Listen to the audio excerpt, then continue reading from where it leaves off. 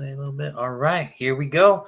What is up, everybody? It is your good old boy JR coming to you live from Las Vegas. It is that time of the year. It is 2023 NFL mock draft season. So, joining me again for this wonderful time of the year, it is Brandon. Brandon, it is always nice to see you. Always nice to be here, man. This is what, second time we done this? Second, third year? Second Second time, year? yeah. Third We're year? new to this. Let me explain. Yeah, so let me explain how it works. So we're going to be talking about every team every single day up until draft day. On Sunday prior to the draft, we will hold our mega draft show. Me, Brandon, and a bunch of people who dare to enter this mock draft world. It is not for everybody, so let's put it that way.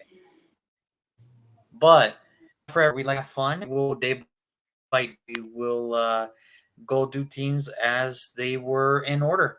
So obviously, we know what's up, what the cases are. So basically, this works.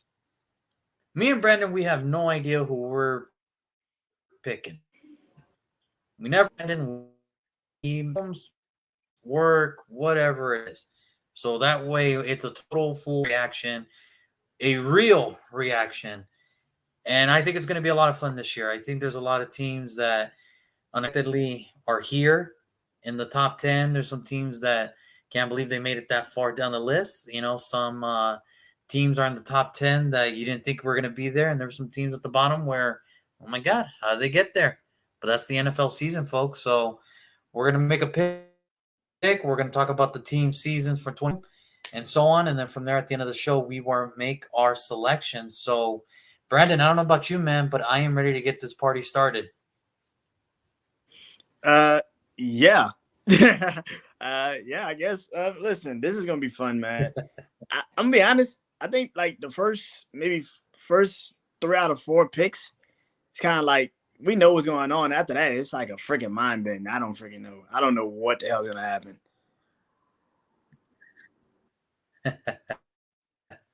I think that's the beauty of this. It's going to be interesting to see who we think is going to end up where. But Yeah. I'm ready to get this started, man. And we're going to kick this season off with a team that I predicted to get the number one pick last year during our division pick'ems. Yeah. And boy, of all the things I would have hit last year, I hit it right on the head. I said that the Bears would end up with the number one pick. Well, they have the number one, but they got rid of it. We'll get to that at the end of the show. So the Bears finished 3-14. Not a very good year for the Chicago Bears. It seemed like nothing ever went right. There's no the talent and the depth that they had literally 4 years ago. It is gone. It is depleted. It is over. Folks, it is rebuild time in Chicago, man. It is a rebuild time.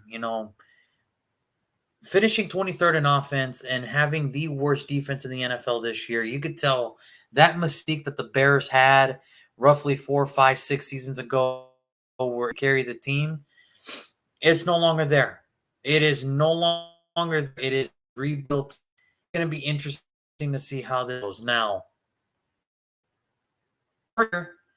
new head coach, new general manager, first year people and everything. But I think we even talked about it too during the division. It's Justin because he impressed this new regime because remember this regime didn't draft him. They have no ties to him. They didn't have to do anything with him. Somewhere along the lines, you could kind of feel, okay, he looks good, fine, he looks good.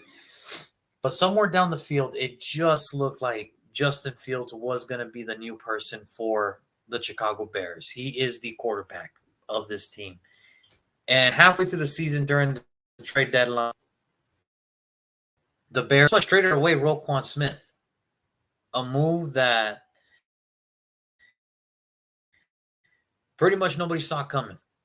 And I think all the justification to know Justin Fields is the future. They would have not done what they did. They didn't have this much faith in Justin Fields. So, Brandon, give it to me straight, man. Justin Fields, probably the best probably the most improved out of the second-year quarterbacks, correct? Oh, definitely. I mean, you said it perfectly. The offense without him would have been worse, like the worst offense ever. I mean, you've said it numerous times. They would probably have the worst scoring offense if he wasn't literally playing every freaking game or damn near every game. So it's not that shocking that Chicago has uh, pretty much a very terrible team. Not only did they trade Roquan Smith, they also traded Robert Queen to Philly. So it was literally just saying, and also they had a defensive head coach. So it was kind of like them trading defensive players away and saying, "Listen, Justin Fields is the future." It tells you right then and there that they switched the game plan of what the franchise is for the first time since the freaking 80s. So congratulations, they finally figured out this is an offensive freaking league.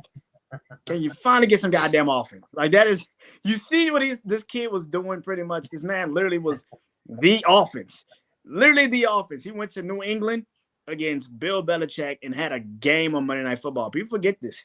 Like he had a game on Monday Night Football. It was something that a lot of people don't remember. I mean, earlier in the season against Minnesota, Detroit, like he was just doing things that you just didn't understand. So I'm not surprised. Yes, he is the future of the Chicago Bears, and finally they figured it out and said, you know what, let's put all our resources towards that. Well, I mean, you said the New England game. I'll throw one you better. It was literally week 1 where the hype was Trey Lance and the San Francisco 49ers and how's Trey Lance going to look. I'm going to be honest with you. I should have seen that cut. Like, I think we should all notice when Justin Fields outperformed Trey Lance in the rain, whether it was on the ground or in the air. Justin Fields just dominant. He looked like the better quarterback of the two, and it wasn't even close. I mean, it was not even close. And when you look at this, I mean, just when Brandon says he was the offense, Justin Fields led the team in passing. Go figure. He also led the team in rushing with 1,100 yards. I mean, he threw for 2,200, 17 touchdowns, 11 interceptions. Now, that might not be surprising numbers or they're not be eye-popping. Considering the fact of who he had as his receiving core, it's a miracle he was actually to find the end zone with some of these guys. He should have ran it more inside for himself, but he had 8 rushing touchdowns to go with it. Look, without Justin Fields, Chicago Bears would have no shot. They would have no shot. They probably would have lost every game without Justin Fields. It's not even a debate. We probably would have had the first 0-17 team in NFL history without Justin Fields, and that's not even close. Now Cole Kmet. Now a reason why the touchdowns were so lacking is because Cole Kmet was his best target with 50 receptions, 544 yards, and 7 touchdowns. That was his number 1 option, and that's not what you want to do. Your tight end can't be a weapon. It's been proven. Rob Gronkowski, Travis Kelce, Tony Gonzalez, Shannon Sharp, Antonio Gates, so on and so on and so on. However, Cole Kmet isn't there yet. I'm not saying that he can't be, but he's not on that level. No disrespect. No respect, but no respect to him. Respect I mean, is there because you did what you did. He's not that tight end. Well, maybe he can be one day, but right now he's a complimentary tight end. If you got other stuff, then you're really happy that you got Cole Kmet.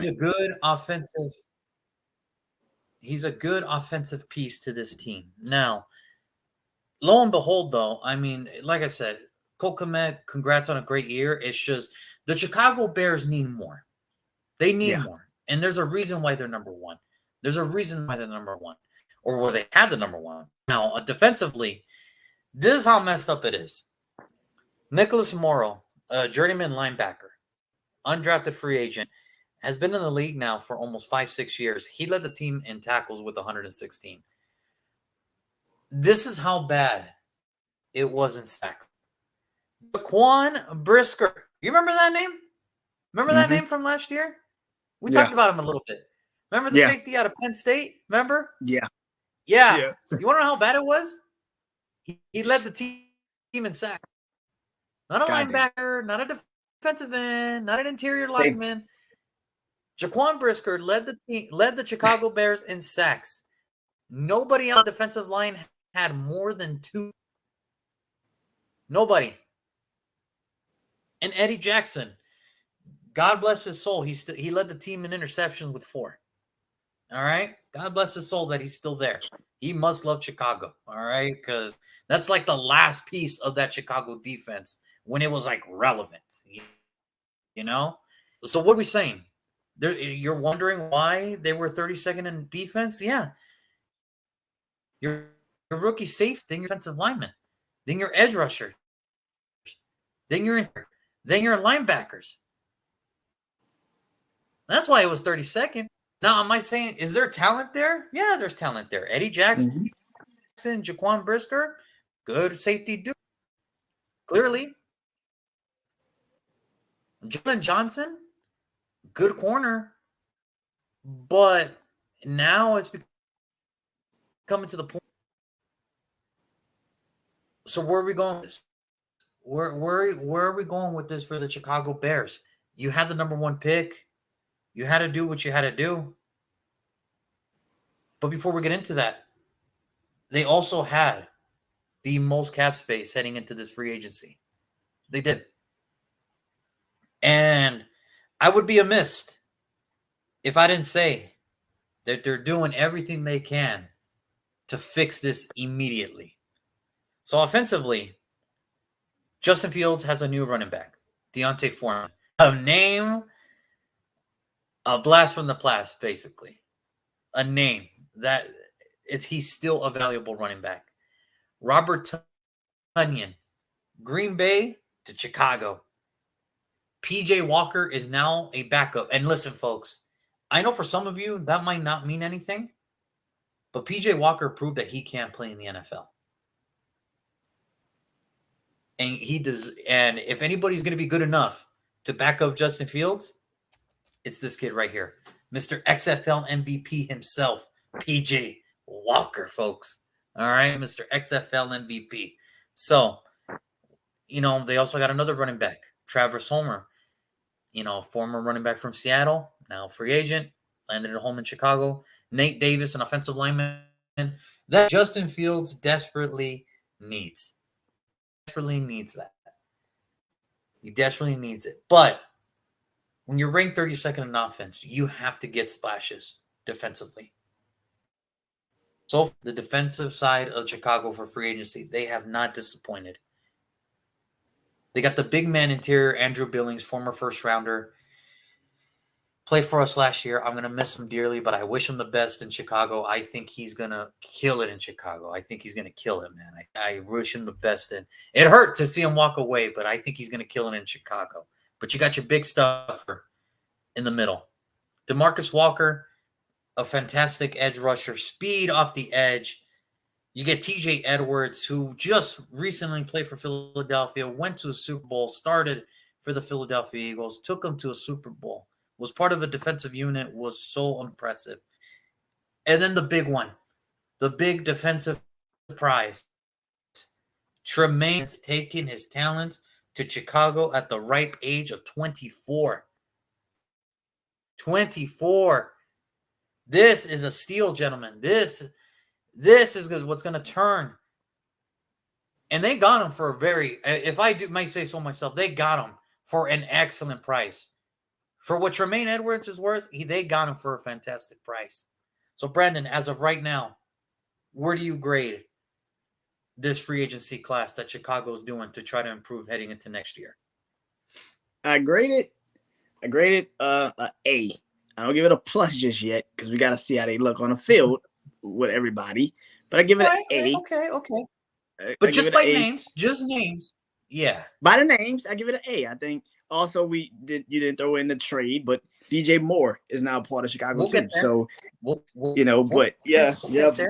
that pick 2, that player 2, it's you trade away Roquan Smith and you add 2 linebackers that are literally in their prime, very young, and they could do just what he just did for you too. And that's a very big thing, depending on what they do, particularly with their pick.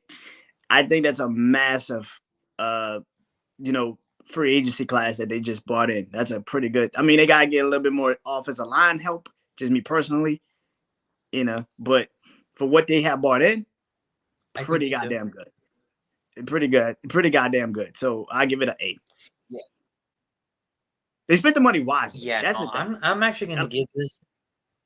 Yeah, spending the money wisely, I'm gonna give that an A plus. Oof. However, as far as free agency class, give this a top B plus. I'm talking like 89 point. I can't give them full A, but I'm gonna give them the highest B.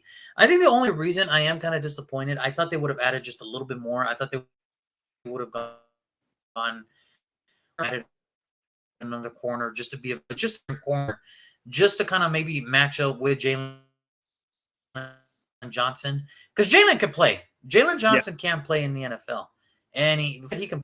And I thought they would have added a veteran corner by now, just to kind of match up with, just to kind of solidify the secondary, just to have two starting corners and then your two safeties, to really see what you can solidify. But honestly, I think they hit it everywhere else. You got two defensive linemen now who are going to start for you. You got linebackers that are going to start for you. You have two running backs that you just took because David Montgomery to now with the Detroit Lions. You got another tight end in Robert Tunyon who could be another weapon and who's a great blocking tight end as well. You got Travis Homer and, like I said, Deontay Freeman. You also added Nate Davis. Nate Davis is an interesting sign because I think he's very underrated, but I think he's really going to help the Chicago offensive line in the direction of what they want to be and what they want to move. But overall, I'm going to give this a high B plus only because of the fact I thought they would have added just a little bit more, and not to say DJ Moore because they did add a little bit more in DJ Moore, but for sure maybe a high end corner, a good solid veteran corner to kind of get this team, kind of get the secondary strained away. But I'm not going to knock it down for that. But other than that, I thought they did great. Now to get to where we were going to go, the Bears did have the number one overall pick, and a lot happened during the combine. I think everybody was just taken away. I think everybody was just trying to make some moves. You heard the rumors, you heard the noise, but in the very beginning of all this, the one thing that came up to me and was very apparent to me, and when me and Brandon do this, we do shows on Tuesday, and we both said, how dumb is it that there's people within the sports media saying the Chicago Bears have to trade Justin Fields. They have to trade Justin Fields. They got the number one pick. And what? Wait, what? Wait a minute. So you're gonna trade the only thing away. You're gonna trade the only thing that is working for you guys in general. The only thing that's working for you guys, and you're gonna trade that guy away. You're gonna trade him away. They get paid big bucks. They get paid big bucks to be on universe? TV. They get paid big bucks to be on TV to say that stupid. You trade away the best thing that could have happened. You're going to trade away your leader in passing, your leader in rushing, because you don't think he can do it. Even the same game are we seeing Brandon? We're seeing the same. We're talking about the same guy, right? I mean, this is the guy that literally did everything offensively for the Chicago Bears, and you want to give that guy away. You want to give that guy away. Like, you're joking, right? You're joking. I'm gonna go first on this because anybody out there that was on that boat of we got to trade Justin Fields, literally kick rocks, man. Because no, this is the best thing going forward. And for the people out there, it's like, how could the Chicago Bears do this? They had other options. So you're going to get a rookie quarterback and put him in the same position that Justin Fields was just a season ago. No, that's just not going to fly with me. That's not going to fly with me. Whoever thought that was a good idea to put out there for the world to see, you deserve to lose your sports credibility immediately. Immediately. So, Brendan, go. I want to hear your reaction on this. What was your reaction when you kept hearing this,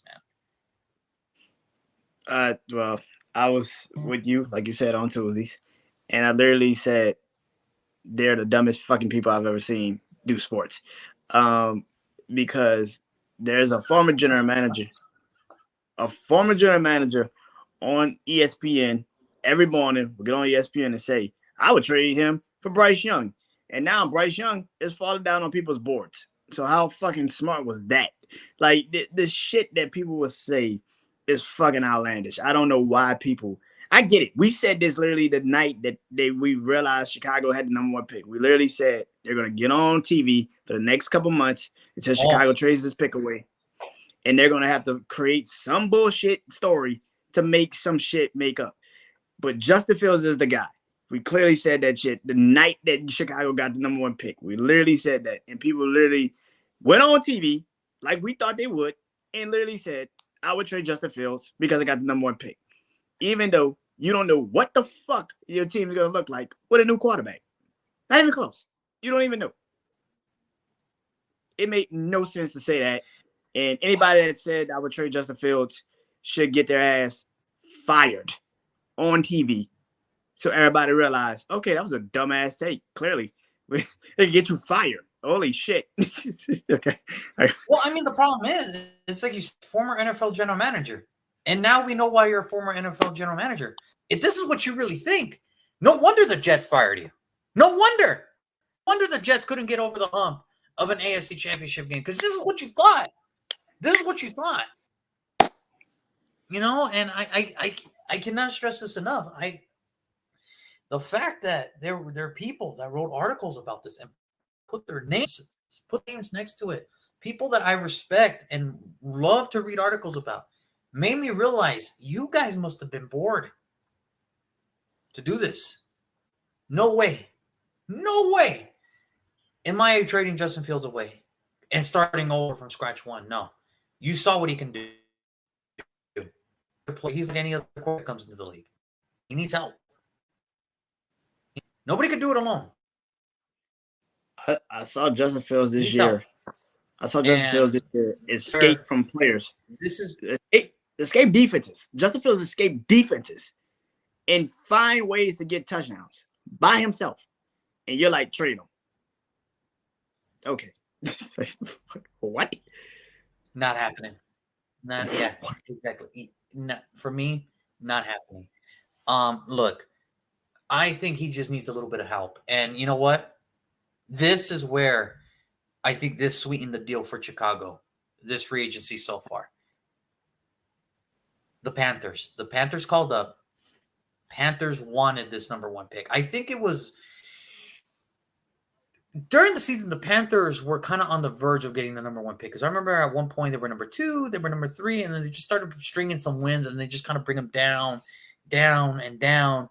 And then that's when they ended up the number 9th pick. But I think the Panthers are in the same boat as Chicago.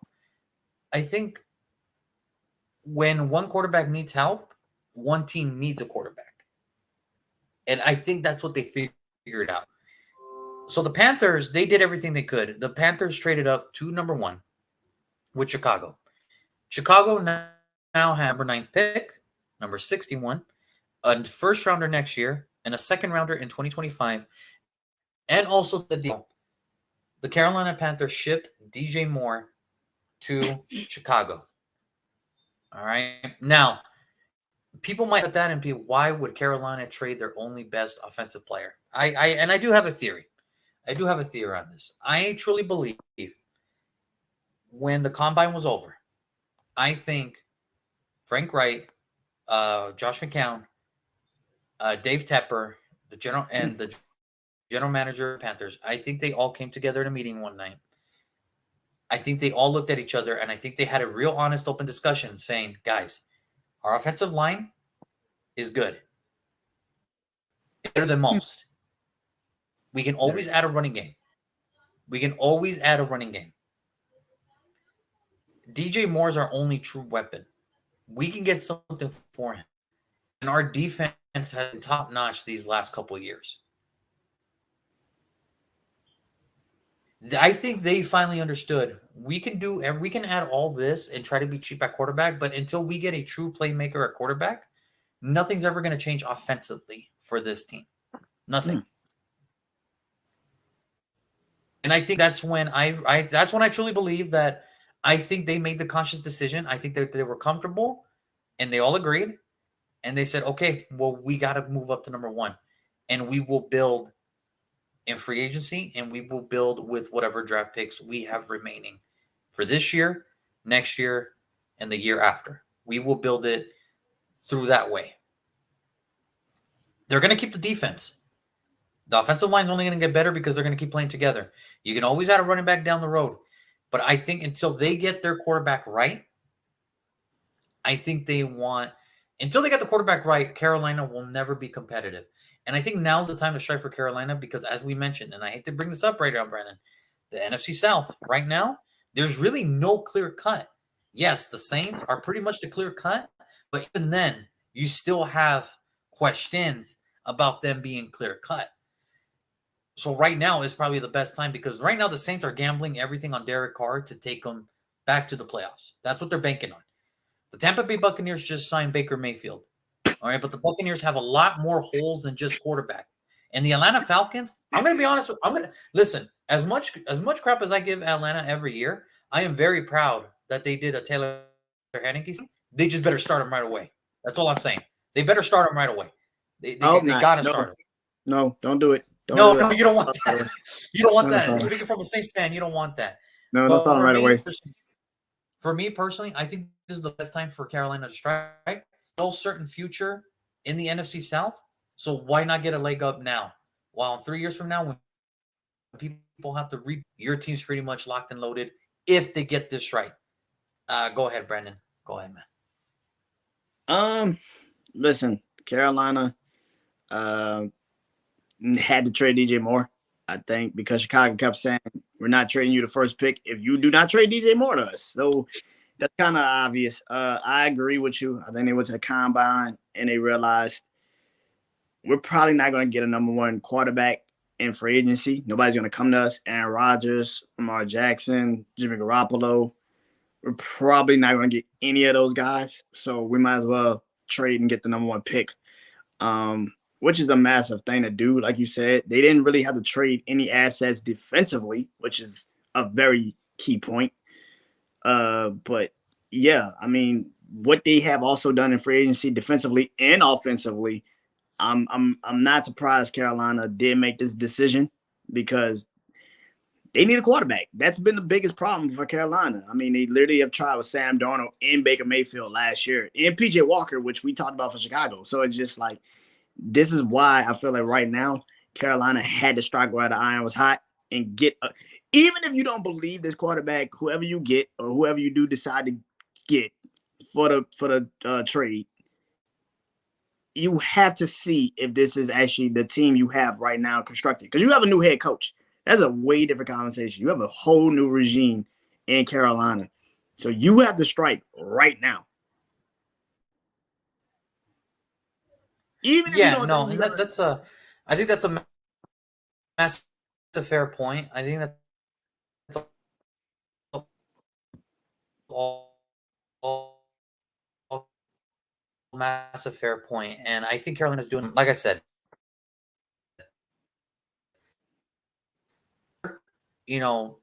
Carolina's going to bank on their future, and Chicago's doing everything they can to make sure that Justin Fields does succeed, and they just keep improving time to time. Because with the whole NFC North too, I mean, right now they're kind of like in a little bit of a question mark too. Can Minnesota do again what they did last year? What's Green Bay's situation? Is Detroit finally going to get over this hump thing where we finally believe, that they can be the team that we all expect them to be? So Chicago right now, they're only getting better as the days go on. So it's going to be interesting to see how this all plays out. So it is a time for the people that are new here. It is a time where how it works is me and Brandon. Like I said, we pretty much make our decision on what we want to do and what we think is going to happen. But I kind of want to throw in a twist, because I didn't have a lot of effects last year. I didn't have a lot of effects, but I'm gonna I get this heard. video. I I'm heard. gonna, I I'm heard. gonna get this hype, man, because I'm gonna play down anybody that loves my drafts, anybody that loves the NFL draft. Brett, here we go. The picks are in. Here we go. Yeah, buddy. Yeah, buddy. That's it, man. That's it. It is go time, man. It is pick number 1. Roger Goodell is up at the podium. That beautiful, beautiful spring Kansas City weather on April 27th. It's going to be beautiful. Fans are rowdy. Panther fans are waiting for their future. Who is the future quarterback of the Carolina Panthers? So, Brandon, what name is Mr. Roger Goodell going to be reading? I'm so nervous to hear what you got to say, but what name is he going to be reading? Who's the future that they banked on? All right, here we go. All right. The first pick in the 2023 NFL Draft, the Carolina Panthers will select Anthony Richardson, quarterback, Florida. I think they're going with Anthony Richardson, and I have a reason why. I got 3 reasons why they're going to go with Anthony Richardson from Florida. First reason, you don't trade DJ Moore if you're bringing in Bryce Young or CJ Stroud. You just don't do that. I'm sorry. You don't. In my mind, Ohio State, Alabama, these 2 quarterbacks have had top-notch receivers. And you just traded DJ Moore away, and you are saying to me that offense doesn't need a DJ Moore with a Bryce Young or CJ Stroud? That's crazy. I don't believe that. Second reason, the moves that they made offensively. To me, when you bring in a Miles Sanders and you also bring in an Andy Dalton, you're bringing Andy Dalton in to train somebody, to help build somebody, just like Chicago did when they brought in Justin Fields. For Bryce Young and CJ Stroud, you don't need no Andy Dalton. You don't need a veteran that could kind of come in and play quarterback a little bit, not enough, but a little bit. And for me, this offense is going to be an RPO offense. It looks like an RPO offense with a Miles Sanders, because you don't sign a Miles Sanders if you don't think he can do. Miles Sanders is not a catching the ball running back. That is not his shit. He cannot do that. RPO, pistol, shotgun, the offense looks like an RPO offense. With Anthony Richardson, you already know he's athletically there. He might need some help with the throwing, and that's where Andy Dalton comes in. I feel like that. Third reason, that defense. That defense is stout. And I feel like Carolina is going to become the Baltimore of the NFC South.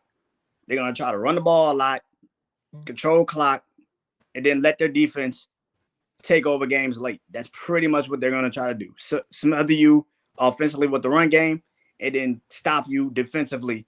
And that's kind of just how I look at Carolina. I think Anthony Richardson is the first pick off the board because you don't trade DJ Moore, you don't sign a Miles Sanders and Andy Dalton. And the defensive players you have picked up and bought in, they're doing it for a reason. And I feel like as much as Frank Wright would love to have a CJ Stroud and a Bryce Young, you're not putting them in front of that offense of line that still needs to fix and still needs to get improved. But with that team, with Miles Sanders, with the players they have right now constructed, you didn't go out and go get no receivers. You didn't try to make any moves to bring in any receivers. To me, why would you not make any moves to bring in any receivers except if you're making your offense a RPO pistol shotgun offense, which will fit Anthony Richardson way more than a CJ Stroud or Bryce Young. So I think Anthony Richardson is the first pick off the board. Wow. Yes. I just put myself there on April 27th right now. If I heard Anthony Richards' name coming off first, I will have the same reaction you guys just have on you. This is why we do live reactions, folks. This is why we do live. See, you're going simple. See, I know you. You're going to go simple. You're going to go so simple. This is like, I see Carolina and I see what they're doing. I'm like, there's no way in hell they're going to just bring in Bryce Young and CJ Stroud with no DJ Moore, no receivers, no nothing. And you're just like, yeah, they can go out there and throw the ball to Tyron Mitchell from LSU, because he's been there for a couple years and nobody knows what the fuck he can really be. like, let him throw the ball to him. Let Bryce Young throw the ball to him. With that defense too, with the defenses they have in the NFC South, Atlanta's defense is ready. Yank's defense in Tampa, you need a quarterback that's mobile. I love Bryce Young and CJ Stroud, but Anthony Richardson is more athletic than they are. And I feel like that's where I feel like Carolina is going Anthony Richardson. So Anthony Richardson, believe it or not, is my QB3 in this year's draft. He's my QB3. Well, he's going number 1. So yeah, he's going number 1. In your world, he's going number 1. He's going number 1 in your world. Okay. I think what it is, I think the fascination about Anthony Richardson is we all saw him throw at the combine. It was beautiful, man. I mean, it was beautiful. It looked good. You know who also looked good throwing the football too in the combine and pro day? Don't you do it. Don't you do Andrew it. Luck, he looked good too. RG3, he looked good. Don't do it. Jamarcus Russell looked good too. Oh my God, I knew it was coming. I knew it was coming. You know what? I'm not. The thing with Anthony Richardson right now. The thing with Anthony Richardson right now, taking him number 1 overall for me would scare me because that is the biggest boom or bust prospect in any draft since I can remember. We're talking the highest of highest rewards, or you just messed up your franchise for another 5-6 years. Here's the thing. If you draft him and you do mess up, you get the number 1 pick again next year, and you get Caleb Williams from USC. But that's not. You don't give up all that just to. Listen. You're not shooting for that. You're shooting for improvement. Listen, this is Carolina. They're gonna become the new Atlanta Falcons of the South. I'm telling you right now, Anthony Richardson is going number 1. No, okay. I love what Anthony Richardson brings to the table: athleticism, arm power. But let's not forget either. He really didn't get his start until this year. So he really had to ride the bench for lesser known quarterbacks. He did his thing. It was all over the world. 1 second. Okay. 1 second. Who else didn't get a start into that junior year? Josh Allen. Not just Josh Allen. Cam Newton. Okay. But I'm not going to sit here and say. I'm not comparing the two. I'm just saying. I'm going to be honest with you. College-wise, I think everybody would agree. Cam Newton was way better than those two in college. Oh God, yes. What? Not even a contest. Not even a contest. It's not even a contest. Okay, now here's my thing. This is my thing with the whole Anthony Richards thing. Look, I have him as my QB3 because it's an intriguing prospect. It's the biggest boom or bust. You get everything you want. The problem for me is taking him number 1, meaning if this doesn't work out, then Frank Reich's might have to do this all over again. He doesn't want that. He wants consistency. He already dealt. He just left Indianapolis to this is what's going to happen. This is what's going to happen. This is what's going to happen. He doesn't want that. I don't think he wants that. I don't think he wants that. Now, I understand all the moves that you're saying. I 100% agree. RPO, you don't bring in a Miles Sanders. You do all this. Hey, you drafted Ikobabwe last year who, hey, let's be real. He found his footing halfway through the season. Okay? My thing is this for the Carolina Panthers. Oh, you have to go for something. I don't think you go up just to go for the what ifs. You have to go for the if I'm going to fail, I'm going to fail because I took the guy who was the most ready. So with my pick, I'm going to go quarterback as well. And the only reason I'm doing this is because I think with what they already did in Carolina, they tried athleticism once. It failed. They tried to bring in pocket awareness. It failed. They tried to bring in pocket awareness and athleticism. It kind of worked, but then it got old.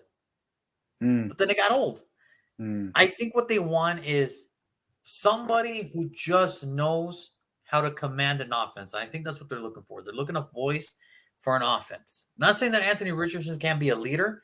I think they just want a true leader right now. So for me right now, if I'm the Carolina Panthers and I'm in my world, the Carolina Panthers do select the quarterback, CJ Stroud, quarterback out of the Ohio State University.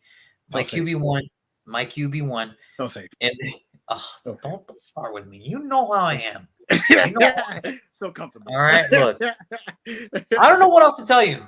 There's nothing I can't say about CJ Stroud that hasn't already been said a million times during the combine, a million times during this draft network, everything, NFL Network, ESPN. There's nothing I can tell you. I can already tell you he's a two-time Graham Offensive Player of the Year, two-time Brees Quarterback of the Year, Big Ten Freshman of the Year. He became a second-team All-American in 2022, third-team All-American in 2021, two-time All-Big Ten in 2021 and 2022. And he literally took Georgia to the brink in his last college football game. The only problem is that his kicker, his left analog stick, got stuck because of gummy bears, and he kicked that shit to the tunnel. All right, he kicked it to the tunnel. Or else, had they had a better, honestly, if they would, people are forgetting if Ohio State had a good kicker that day, Ohio State would be playing for a national championship, and then it wouldn't even be a discussion of who would go number one.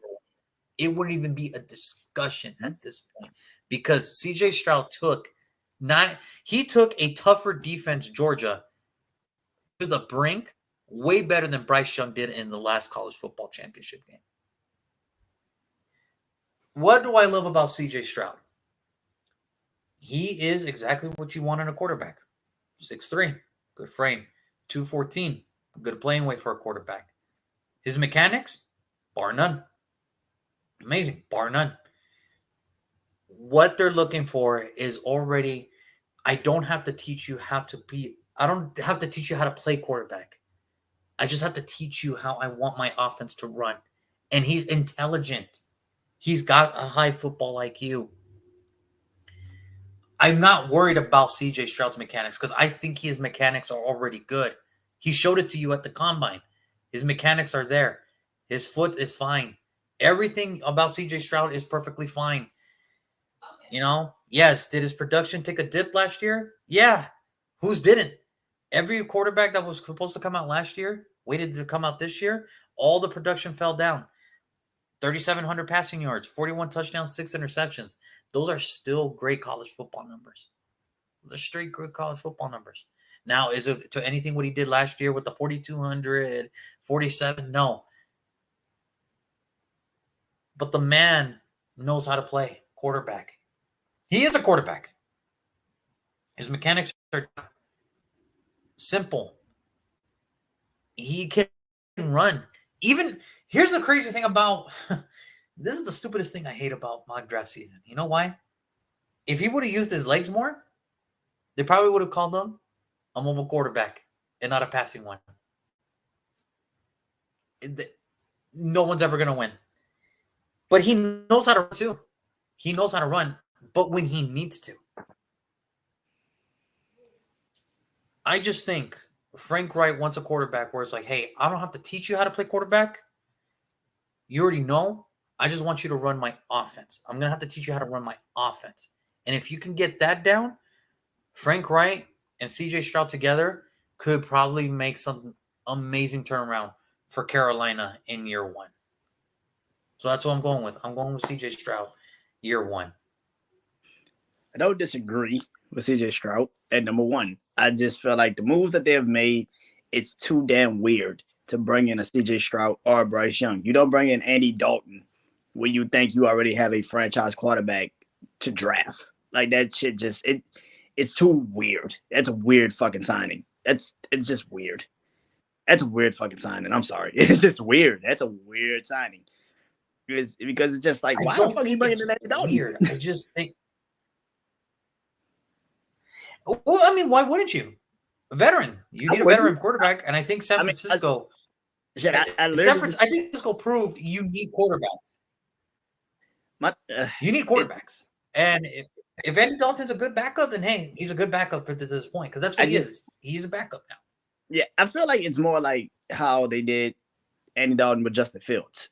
Like it's just like we're gonna draft a super athletic quarterback that can kind of throw. We got to give him some time, and then we're gonna put him in the starting rotation. But until then, Andy Dalton, you're the guy. And it feels like that's the same kind of feeling. I don't know. Frank Wright though. Listen, Frank Wright knows how to run the ball. Let's go ask Jonathan Taylor how good he is at running the football for an offense. He knows how to get the ball going. But of course, with coming from Buffalo with a Thurman Thomas as his running back, it's something about running the ball for Frank Wright. He knows how to get it going, and that's why I feel like Anthony Richardson fits that team. I don't know. It's too weird. Like I said, the NFC South. You can say a lot about the teams. What you cannot say is that their defenses ain't stout. That front seven of Tampa, that defense of the Saints, that even the defense for Atlanta, like they all have something. And I feel like for me, I feel like the Panthers are the most complete defense right now in that division. I feel like they're like the most ready to take the next step. It's about 1A1. I feel like it's 1A, 1B between them and the Saints. I think when the Saints are healthy, when the Saints are healthy, when the Saints are on, they're on. They're on, dude. They're on. A different defense. And I feel like that's kind of how but here's the crazy thing about it. When the Panthers are on, they do not stop. They're on. They don't stop. And I think that this is kind of the thing. Listen, but I feel like CJ Stroud is not a bad choice. I feel like CJ Stroud could fit in Carolina easily. I just feel like who the fuck is he throwing the ball to? That's my whole thing. It's like, who are you throwing the ball to, sir? I mean, there's gonna have to be free agents post-draft. There's gonna be, and that's what I'm saying. Like, who are you going to go bring? Like Odell Beckham? Is he gonna come to Carolina? Like, it's like it's a weird that you didn't go get no receivers at the trade DJ Moore. You didn't go get nobody. That's weird. I feel like if you're gonna go get a Bryce Young or a CJ Stroud, they need somebody to throw the ball to, and you didn't go get anybody. You didn't go get anyone. Like that's weird. Maybe you trade and bring in DeAndre Hopkins. I don't freaking know, but what are you giving up? You already gave up. And that's what I'm saying. Like you already gave up a lot to get the quarterback. It's like, who are you bringing in? It just, something about that. It's just weird. That's a weird. It's weird. The Carolina's weird right now. I mean, you can go draft CJ Stroud or Bryce Young, but it's like I'm looking at the team and I'm like, that's a running offense. They need an athletic quarterback like Anthony Richardson. I'm not saying you need to throw the ball all day, but you do need to do something offensively. But let's be real. Don't you just want the good? For me, I think you could look at both sides. Yes, you bring in the Anthony Richardsons now, maybe get short-term success, run, get the defense going, and then maybe you can make some noise. Or you get the quarterback, like the CJ Stroud, you build, like Chicago did, and then you're ahead of the game when everybody else in that division is looking for their next future. My thing is also what you said earlier about CJ Stroud. He's a smart kid. This is why I also feel like Andy Dalton. Why would you sign an Andy Dalton? Because it seems like you need somebody to teach somebody the offense and how the fuck we're gonna work it. And that's why I feel like Anthony Richardson is the pick. Because you don't just bring in an Andy Dalton that's been around for damn near 15 years and you say, I'm gonna draft Bryce Young or CJ Stroud when they're that damn smart and the IQ of quarterback play is already on another level. Man, it's just, I think it would shock me. I think it would shock me only because of the fact that they're really going to go for this. And I'll give them props because that's a big risk. And Frank Wright, I don't know how long of a leash he'll have in Carolina if this does not work. And Mike, right on cue. He's got to go. And Mike, right on cue. Yes, so for the people that don't know and that are tuning into the comment section, my good buddy Brandon went Anthony Richardson number 1. I went CJ Stroud number 1. So already we're off to a start where none of our draft picks are going to match up at all. All right? None. I don't know. Like I said, I said this. Oh, somebody with some sense agrees with me. I got Stroud going. See, somebody with some sense in the comment section. I'm so happy somebody chose CJ Stroud. That shit sounds weird that he's going to Carolina personally. That shit is so weird that they got to draft CJ Stroud. with no receivers. Like that shit is so weird. I'm sorry. Maybe Carolina trades back in and get a receiver in the first round. I don't freaking know. Maybe that's their plan. But to me, if there's a rookie wide receiver that does fall in the third that has talent, but you're gonna wait to the third round to get a rookie receiver. You have no choice now. And that's what I'm saying. It's like you don't trade DJ Moore, and you have no receivers. But I'm gonna say, yeah, let's go bring in CJ Stroud. That shit sounds weird. And as much as it's just put this in perspective. I think this is where it would be an interesting conversation if we were on a bigger platform. What do you do right now? Do you take the big boom or bust, or do you take the mechanical? Or do you choose mechanics over big boom or bust? And listen, there's no wrong answers here. There isn't. There's not, because we don't know. Really. There's no wrong answers for Carolina here because we know you're going quarterback. You don't go 901 and draft a linebacker. You're not taking Will Anderson. Like for what? You're not taking Jalen Carter. The problem is that'd be so funny if they did though. No, that'll be messed up, dude. That'll be messed up, dude. I'll be like, oh my god, Atlanta. No, you don't go 9-1. You don't go 9-1. Well, I mean, they'll already be like 3 steps ahead of Atlanta at that point. I'm just saying. At least they know, like, it was full flash Atlanta. Full flash Atlanta. Like Terrence Marshall Jr. Freaking Mike. Terrence Marshall Jr. FTW. Oh man, I don't know. I don't know. Like, I don't know, man. I think for me, my thing is this. Like I said, you don't bring in Miles Sanders because he's not a pass catcher running back. Right. He is a RPO, the old running back. Right, shotgun slot, like pistol running back. Like you don't bring in a Miles Sanders and say we're going Bryce Young. The fuck? We're going CJ Stroud. What the fuck? Like I don't know. I wouldn't know. I don't. It's not that it wouldn't sit right with me. I would just be like, oh man, this is gonna be. Oh, this has to work. Now we could say the same for both. Like, oh, it has to work. But I think on a comfortability level, CJ Stroud is the comfortable pick.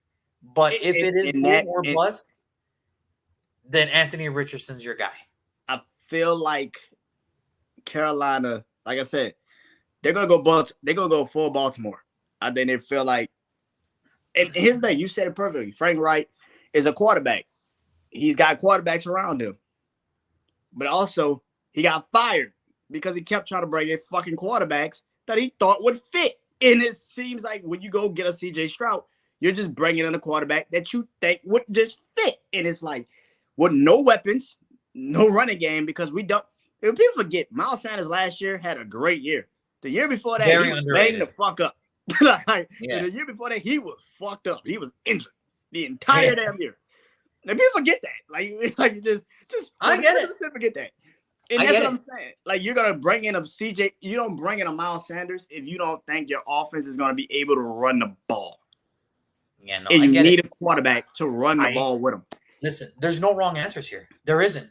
Because I think at this point, I think what it is, it's what do you feel like would be the right direction for Carolina? Do we need the success right now? Or do we build in the long term for when the division does crumble, you're already a step ahead of your opposition? And I think that's what it is. I think that's just what it is.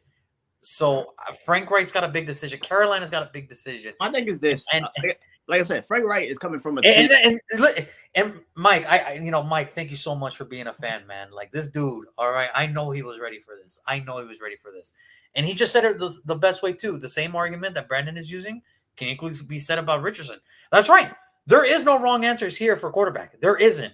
I think you're looking at two people that it's the mindset of two different people. Brandon is going for the big boom or bust, and we need something now. He's like, I'm going for the let's play this safe, let's build this, and let's get this ready for the show. Okay, here's the thing. You're going for comfortable. I'm not going for big boom. Comfortability. Yes. You're going for comfortable, but I'm not going for big boom or bust because Anthony Richardson could either be really good or be really fucking bad. My That's thing big is, boom bust. That's the term. yeah, that's boom bust. But here's my thing. I'm going off of what I'm looking at the team. I'm looking at the roster, and I'm like, you have no receivers. Why are you bringing in CJ Stroud? Why? Because you have nobody to throw the ball to. Brandon. We can fix that. When Brandon. are you gonna fix it? Because you have no receivers out here that's gonna be running out there go sign with Carolina. Like that shit ain't happening. And on top of that, like I said, Frank Wright is coming from a coach organization that just had a bunch of old veteran. We're gonna be in the pocket. We're gonna be in the pocket, try to throw the ball. You just had Carson Wentz and Matt Ryan for the last 2 years. Those motherfuckers are statues. Oh, don't forget about the talents of Laviska Shenault and Hayden Hurst now. All right, like, oh man, I feel like he saw quarterbacks as just was statues, and they're like, dude, these dudes are mannequins. I need a fucking person that's actually gonna move. And I think they're gonna Anthony Richardson. Not saying CJ Stroud can't move. That's my first thing. Don't bring in Kenny Golladay, the actual stiffer than a mall mannequin wide receiver. Don't bring him in. Don't bring him in. All right, God forbid you do that. Hey, he's out there. You can sign him. You can bring him in. I mean, unless you're just willing to run all day, then sure, bring CJ him Stroud in. CJ Stroud needs a goddamn receiver. You might have to bring Kenny Golladay in. Listen, no. But I'm just saying, like, I listen, I agree. CJ Stroud is a hell of a player. He's a hell of a comfortable quarterback. The problem is, and also that offensive line isn't as great as we think it is. But a lot of things, it's halfway decent. The reason why together for another year, it's only going to get better together. But we forget the reason why Carolina got good last year was because they started running the football. And that is why I feel like that's the best thing about this offensive line is running the damn ball. It's running the football, yeah. So you go get a quarterback that can actually run the fucking football. Like, and until you get receivers for him, this is straight Jalen Hurts, Justin Fields, like thinking. Yeah. No, of course. It's like just get an athletic quarterback, and we'll figure out the rest later. Like get the quarterback. We got a running back. Let's just figure out the rest later. Wine, I feel like you want to say, yeah, this kind of makes more sense, but it's just like, it does make sense. But my thing is like, if Frank Wright's going to put all his baskets on Anthony Richardson, then he better make sure that he has a plan after this freaking. I want to point this out. After this whole deal, I want to point this out. A lot of athletic quarterbacks have started to get receivers in their third year. Yep. Just to see if they can be the guy now. Carolina is going to have Anthony Richardson for at least a year or two before they go bring in another receiver. Yep. So it's going to be interesting. So, folks, we have 30 more picks. We have 30 more picks of this. And as you can tell, this is going to be one interesting draft because already right off the bat, we're just like, not that we don't like each other's pick. It's just, we're just thinking differently right now. That's all. It's just we're thinking differently. I cannot wait to post this and see what the So please, people that have watched this video and will tune in later, tell us what you guys think in the comment section. If you're Carolina, who would you take? Marvin Harrison Jr. to the Panthers next year. Yeah, unfortunately, the Panthers ain't got a first rounder to pick him because if Marvin Harrison does great, yeah. He's first round. He would look so good. Listen, Marvin Harrison not to get too ahead of the future, but Marvin Harrison Jr., if he dominates like he did last year again, that dude's going early. I don't care. Marvin Harrison Jr. would look amazing in black and gold. He would look amazing. You already got Chris Olave. I need my future. I need my future. And what better way than to get, you got Devontae Adams. Stop that. No. Shh. Don't tell the world that. Shh. Don't tell the world that. Shh. You have Devontae Adams. Come on, man. Don't tell the world that now. Jeez. But like we said, we have 30 more picks. But in the comment section, people are going to watch this video and are tuning in. What would you guys do if you're Carolina? Do you take the most talked about quarterback since the combine's over, Anthony Richardson, or do you take the prospect that has shown you time and time again that he can do it? that he's proven that he can do it and he can take you he can at least bring something to the table? Or do you go a different direction? Whether it's quarterback, whether it's another position, let us know. There's, like I said, Okay, no wrong answers here, folks. That's the question. No wrong answers here. That's the question. Do you go Anthony Richardson, CJ Stroud, or go completely Atlanta and just say fuck it? Completely Atlanta and say F it. No, you don't go Atlanta and say F it. You don't do that. You don't do that because I don't want to do this to Carolina. I respect Carolina, okay? I respect Carolina. Go completely Atlanta and draft Jordan from USC to receive. He was the best player on the board. We just decided to go. Yeah. He was the best pass catcher on the board. Bruh. You know, did Quentin Johnson die? Did Quentin Johnson die? Is my question. Did he just retire all of a sudden? But no. So we got 30 more picks of this, which means 30 more videos. After that, the Sunday, we are going to have our Super Mock Draft show. Tomorrow, we are back on tomorrow. Moving on to pick number 2. Oh, good God. And it is a goodie. It is a goodie. Well, I picked to be number 1. Well, they got number 2. They were so right close. there. But right there. Lovie Smith went it. He said, somebody tell him go back there and give me my money. All right. You know, he wanted to beat the Colts one last time before he ran into the sunset, man. You know, so hey, what are you gonna do, man? What are you gonna do? No, but the Houston Texans are now on the clock. They will be picking number 2 tomorrow. It's gonna be very interesting because I think there's a lot to talk about with Houston, especially with I didn't feel the Lovie Smith firing was a injustice because I think the players really did enjoy playing for him. I really did. But we're going to get into that tomorrow. They got the number 2 pick. It's going to be interesting to see what Brandon says now tomorrow because I can already guarantee you we're not going to have the same picks tomorrow again after everything that just happened today. And this is just episode 1. So we got Houston tomorrow. Look, so we're going to be doing this every day. But just before I do go, so the only time we're not going to be able to do this, unfortunately, next Friday, Saturday, Sunday, and Monday. So we're going to try to get as much done as we can because I have family coming down and it's their birthday. So I got to spend time with them and everything. So that's why we started this early. We were supposed to start next week, but they're coming next week. So we're going to start this early, but we're going to keep you guys updated. But, we're so happy to be back and everything. This is going to be, we're already off to a banger of a start of a mock season. All right, Brandon. So just to recap, Brandon has gone Anthony Richardson number 1. I have decided to go CJ Stroud. So please let us know in the comment section. He went safe. He went safe. I went explosive. That's how we did this. This is how we're gonna do this. This is how we did this. This is how it's gonna be. So tomorrow we do have the Houston Texans. They are now officially on the clock. It's gonna be exciting to see what they do. Talk about their offseason so far. How their 2022 season. What went right. What went right? You have to, you kind of have to, at least some things did go right for them. There's some things that did go right, but it was, what was the problem? All that stuff. There it is. And there's Mike. I love it too, man. And then I get to hear Brandon talk about Anthony Richardson going number 1. There it is. I love mock draft season 2, bro. But we're going to talk about the Houston Texans tomorrow. It's going to be awesome. I think it's going to be number 1. Number 1. That's it. Number 1. Yeah. Gator chomp chomp, man. That's it.